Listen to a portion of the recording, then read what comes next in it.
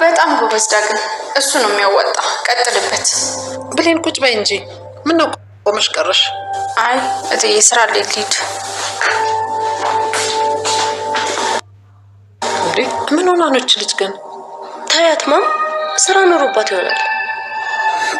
በቃ እኔ ልሂድ። እንዴ የት? ምን ማለት ነው? የፈለገበት ሄዳ? አይ ታማሚ አስቀምጦ የት ይሄዳል እኮ። አጋር ሀቦከው አቶ ሰለሞን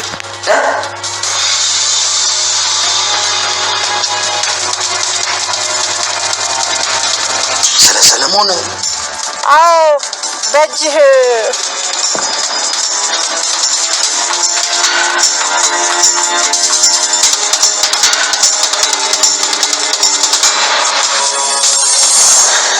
አታልቅሽ ገንጊ። ታዲያ ምንድነው እያስጨነቀ ያለው? ባሌን የገደለውን ሰው አገኘሁት። እውነት? ማን ነው? ኃይሉ ይባላል። ኃይሉ? ምን ነው ደነገጥሽ? ኃይሉን ታውቂዋለሽ እንዴ? አይ አላውቀውም።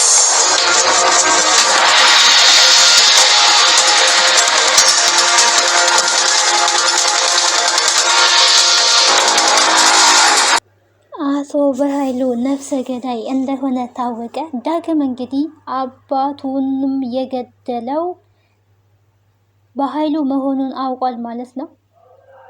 ከዚህ በኋላ እንግዲህ የሚፈጠረው በጣም ከባድ ችግር ነው የሚሆነው። እስካሁን ድረስ እንግዲህ ዳግም አቶ በኃይሉ አባቱን እንደገደለ በጭራሽ አያውቅም ነበረ። እሱ እንግዲህ የሚያውቀው እሱና እናቱን እንደለያየ እንጂ አባቱን እሱ እንደገደለ በጭራሽ አያውቅም ነበረ።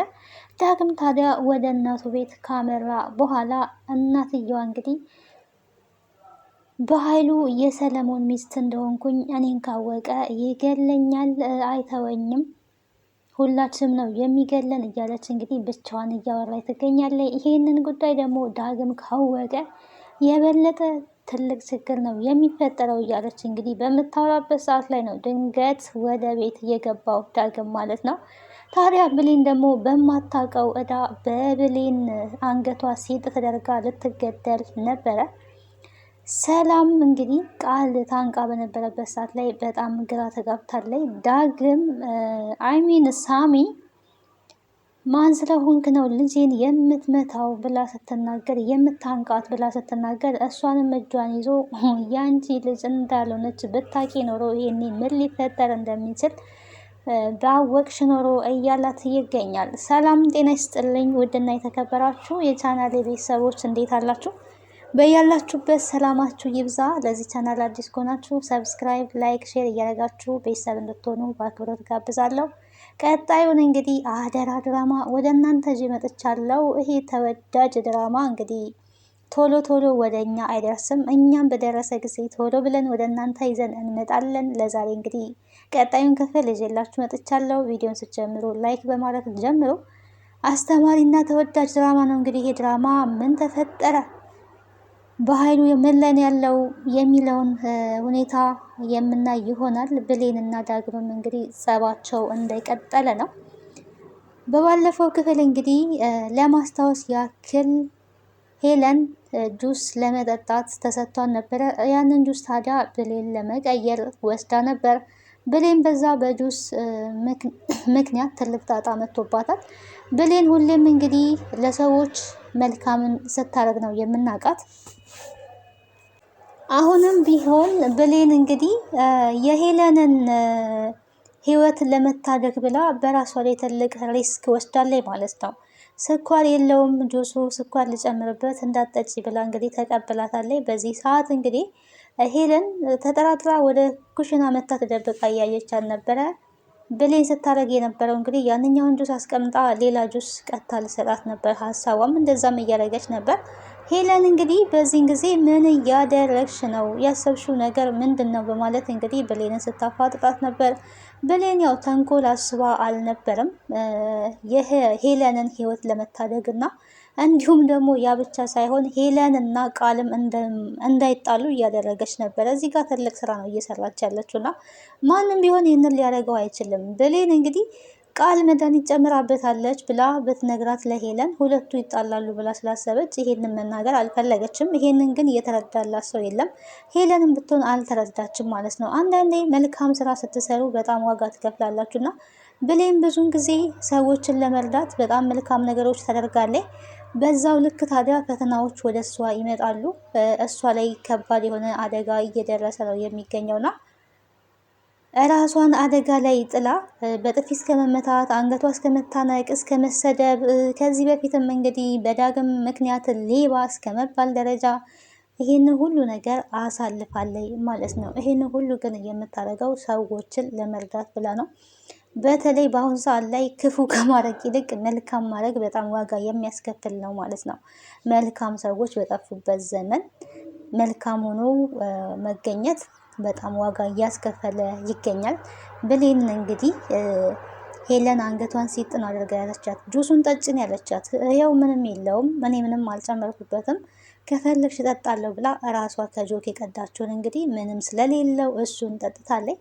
ታዲያ መርዝ የነበረው ብርጭቆ ላይ ያለው ነው። ሳሎን ላይ ሄዳ ነው ቃል ብርጭቆ ላይ ብቻ ነው እንጂ ያደረገችው ሁሉ ጆክ ውስጥም አልጨመረችም መርዙንና ያንን ጠጣች። እንደዚሁ አላምነኝ ብለሽ ነው አላምነኝ አልሽ እንጂ እኔ እኮ ምንም አልጨመርኩበትም ይሄው ጠጣውኝ በማለት እንግዲህ ብርጭቆ ላይ እራሷ የቀዳችውን ጁስ ጠጥታለች። ያው ምንም ስለሌለው ማለት ነው።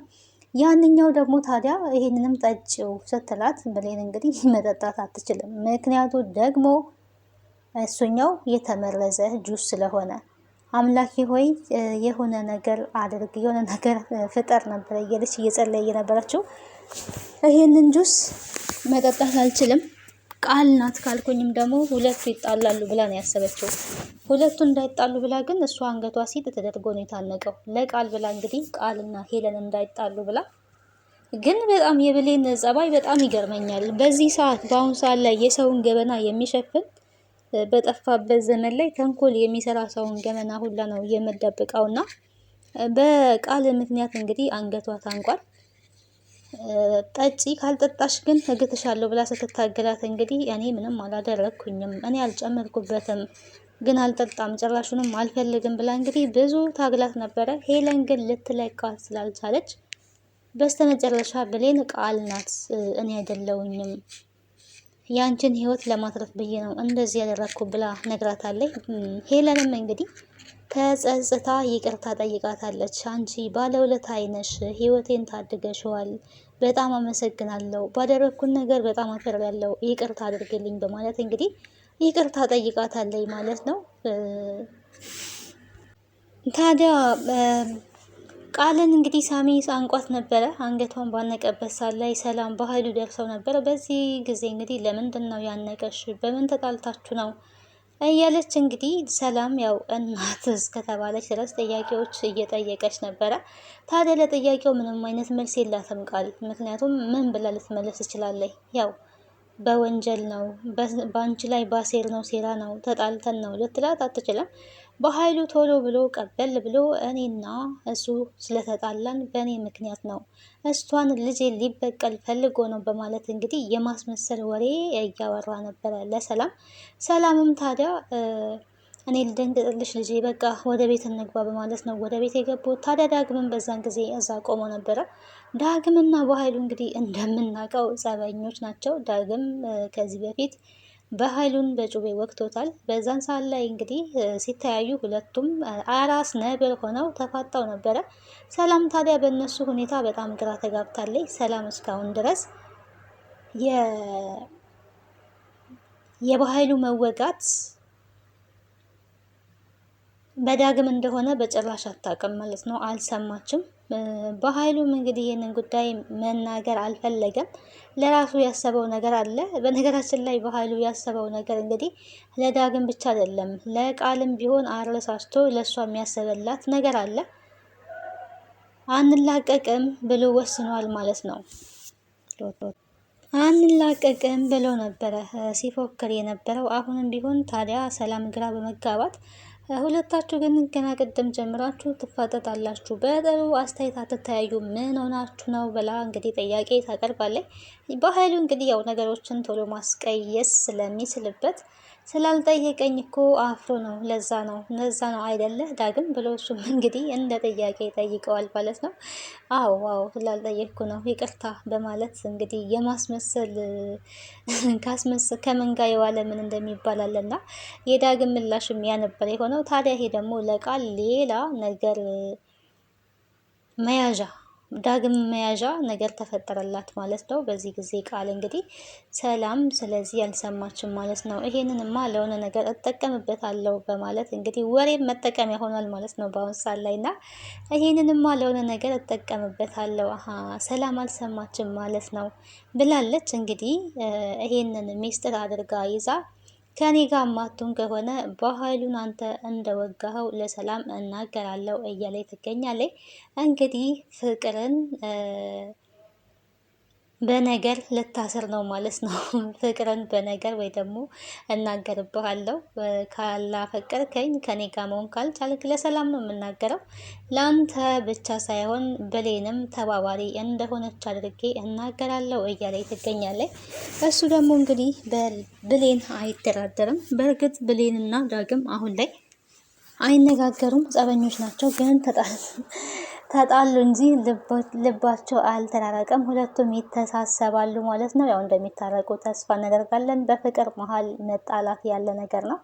መታረቅም ደግሞ እንደ መጣላት ስላለ ይታረቃሉ። ሁለቱም ይዋደዳሉ፣ ይፋቀራሉ። ብሌንም ብትሆን ዳግምን ፊት ለፊቷ ስታይ እንደፈለግኩ ሆን፣ ስላንተ አላስብም፣ ስላንተ አይጨንቀኝም እያለች ፊት ለፊት ትናገራለች። ዞሮ ስትል ግን ዳግም እባክህ አትሂድ ትላለች ማለት ነው። ይሄ እንግዲህ የሴቶች ባህሪ ነው። ዳግም እንግዲህ በደንብ አድርገ ብሌንን መለመንክን መለማመጥህን ቀጥል፣ ግዴታ ነው፣ ደጅ ማስጠናት አለባት። ከእንደገና አስቀይሟታል። ለዛም ነው እየተነጫነጨች ትገኛለች። ታዲያ ቤቷ ውስጥ ክላሷ ስትገባ ግን እሱን ከማሰብ ወደኋላ አላለችም። ከዛ አልፋ ተርፋ እንኳን ቁጭ ብላም እያለቀሰች ነበረ።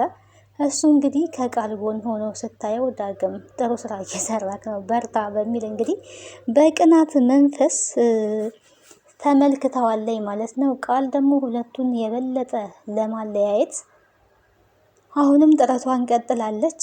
የተቀጣጠለው እሳት ላይ ጭድ እንደመነስነስ እንደዛ እያደረገች ነው የምትገኘው ማለት ነው። አሁን ደግሞ ተመቻት፣ የምታስፈራራበት ነገር አግኝታለይ ማለት ነው። ታዲያ ዳግም እነሱ ጋር እየተወሰነ ከቆየ በኋላ ወደ እናቱ ጋር መሄድን ፈልጓል። አንተን ጉዳት የደረሰብህ ሰው ማን ነው?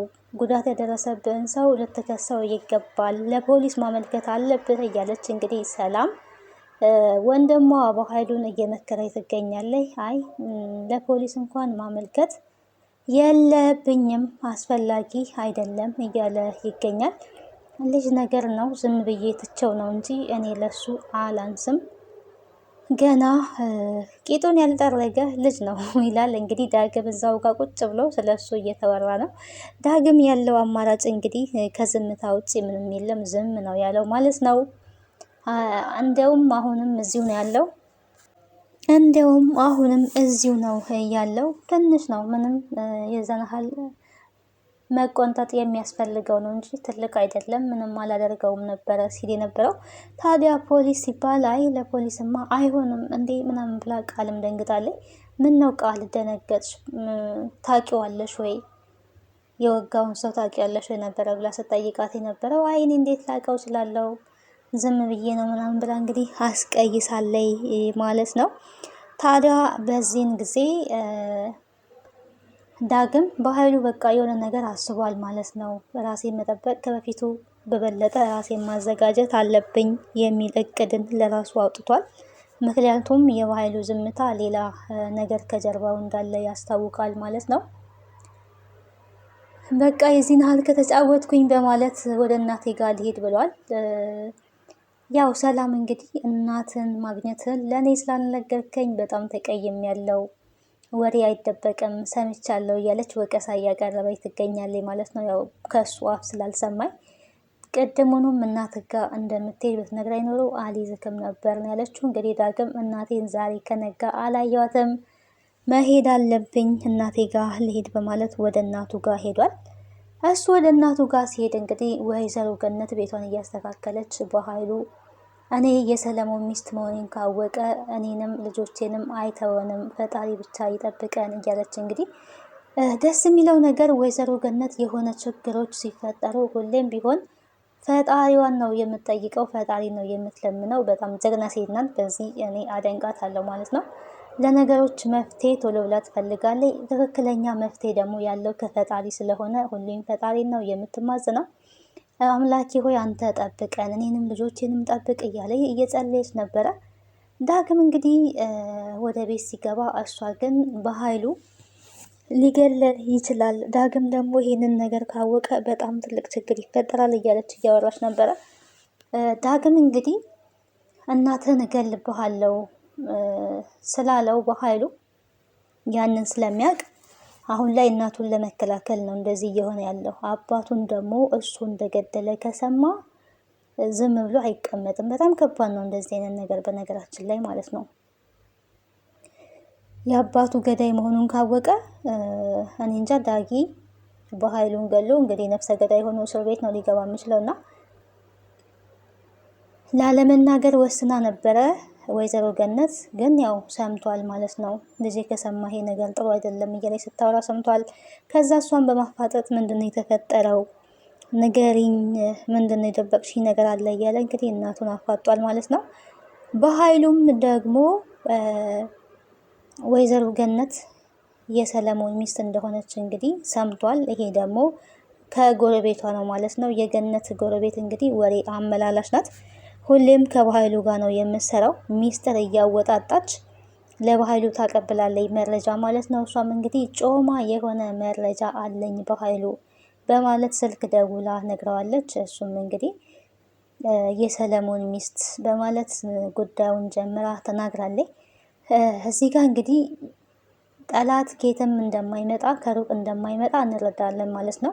የወይዘሮ ገነት ጎረቤት በጣም መጥፎና ክፉ ናት ማለት ነው። ከጓደኛዋ ወሬ እየተቀበለች ለባህሉ ታሳልፋለች እና ብዙውን ጊዜ ማለት ከሩቅ ሳይሆን ጠላት የሚመጣው ካጠገባችን ካለ ነው።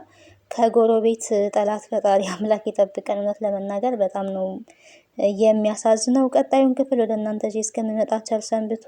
ባይ ባይ።